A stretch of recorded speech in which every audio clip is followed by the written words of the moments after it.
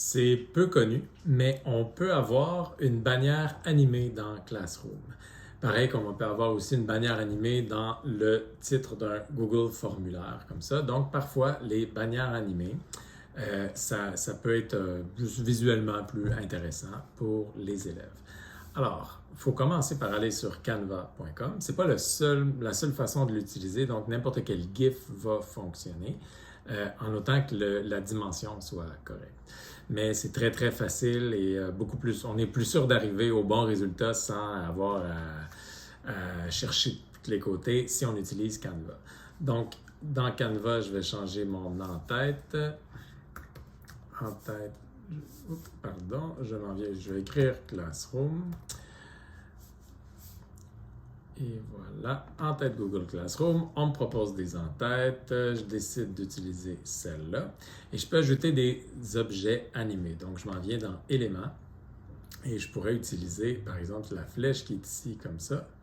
Je m'en viens la mettre ici et elle fait partie de ce qui est là comme ça. Donc, je peux me promener comme ça et il y a un paquet de choses animées et je peux les utiliser comme ça me tente. Donc, je vais faire un peu n'importe quoi pour les besoins de la démonstration, mais tout ça pour dire que c'est facile d'utiliser, comme ici, il y a un paquet d'autocollants comme ça que je peux utiliser dans ma présentation.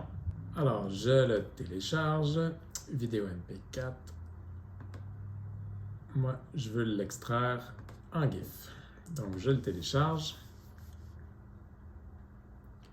Attends un petit peu. Ensuite, je m'en viens dans ma classe. Je veux changer, importer ma photo. Je vais sélectionner une photo sur mon ordinateur. Je vais l'ouvrir. Ça vient l'importer. Et voilà. Donc, il faut bien le télécharger en format GIF.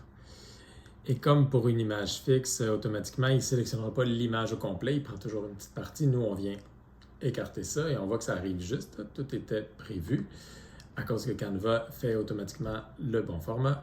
Donc, je viens sélectionner le thème du cours et maintenant, mon thème va être animé. Une fois qu'il va être bien téléversé, comme ça va bouger. En passant, si vos élèves consultent ça sur iPad, ça ne bougera pas.